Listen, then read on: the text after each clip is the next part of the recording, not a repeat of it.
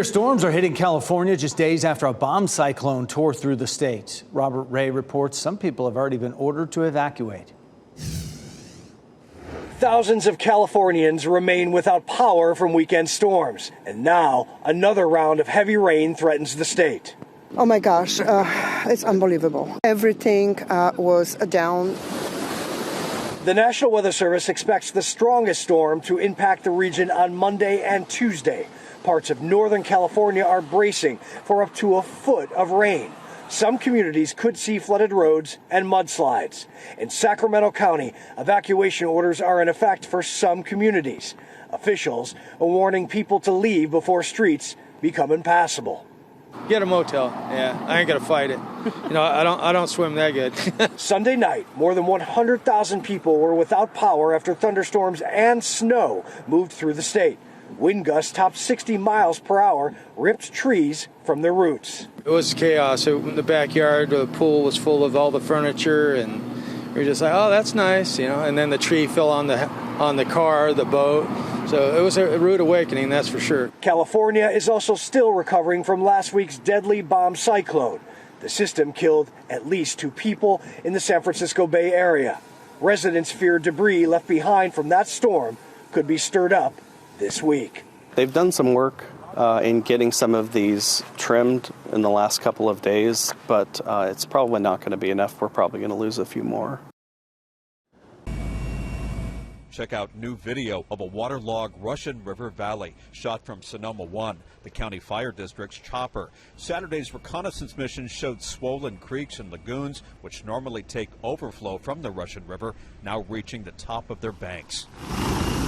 We were there when Fire Chief Mark Hine landed after surveying the rising water, and with more storms on the way, his impressions were sobering. I think the flooding we're going to see is going to reach disaster proportions as far as it getting into businesses and residences and cutting off access roads. Many folks in Guerneville have been getting ready this week for flooding and possible evacuations, stacking sandbags around shops and homes. Right now we don't have power. We haven't had power since Wednesday afternoon. Daniel Falcon Schneider lives in Cazadero, where toppled trees are everywhere. What did Caz Highway look like Thursday morning? Like a tornado went through. You couldn't see the asphalt, it was just branches. And he worries floodwater from the river could leave him stranded. Biggest fear for me is just being stuck on that side of Guerneville, so the west side. It's not just the Russian River first responders are concerned about. They're also watching Santa Rosa Creek, which is prone to flooding, and firefighters are getting ready for the possibility of water rescues. Swiftwater rescue teams like this one from the Santa Rosa Fire Department are doing last-minute training, ready to respond to emergencies in real time. They've been busy, not only training but also pre-surveying a lot of our creeks, streams, finding issues, potential problem spots, just so that we're doing everything we can to be prepared. Firefighters urge folks living near creeks and rivers to be ready to leave their homes if water starts to rise. Have a plan B and a go bag packed. Where are you going to go? How are you going to connect with your family? And how will you communicate or deal with the situation, especially if it's at night and if you lose power? In Sonoma County, Cornell Bernard, ABC 7 News. All the noise at night kept people up. The wind was just howling, just whipping. It was around midnight when Jan Ponticelli saw firsthand how powerful that wind was. My bedroom's on the top floor, and I could hear bump. I kept hearing like something hitting the house, and when I got up to look out this bank of windows, honest to God, I saw the tree coming right at me. It fell onto the rooftop right above her bedroom at her East Sacramento home, but she was okay, able to check out the damage from the outside when the sun came up. This main area here is buckling. Can you see under there? Cracks where the tree landed. Honestly, it could have been worse. Another tree at this same intersection of 36th and H crashed through the wall surrounding this home, pulling down power lines with it and stopping just short of damaging Aaron Scott's home. Almost, but not quite. Still, there was plenty to clean up around his house. We've actually only lived here for about 6 months. And this is not exactly what he expected. Welcome to Sacramento. He moved here from Boston. Looking for better weather. Despite the damage, neighbors tried to stay positive. We're going to be okay. I'm sure I'm one of many, many people. And she was right. This tree toppled over, doing some damage at 21st and F Street. At 43rd between H and J Streets, a tall tree ripped up part of the sidewalk and landed on top of the house across the street. Then trees and power lines were down at 8th and Martin Luther King Jr. Boulevard, where utility crews were out there trying to get that electricity back up and running. And at 42nd and F Streets, the cleanup began after yet another tree uprooted and balanced onto power lines, and one near that peeled out of the ground and onto a home.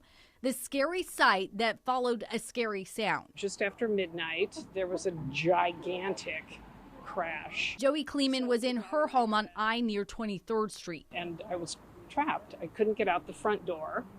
The window's broken. I tried the back door. The back door couldn't open it. After about 40 minutes, someone was able to help her get out. There's so much worse it could have been. My neighbor has a gigantic branch, going directly through, that's pierced his roof. Pierced it. Just about everyone seems to have a story to tell after a sleepless night sparked by dangerous, damaging winds. In Sacramento, Lizzie Mitri, KCRA 3 News.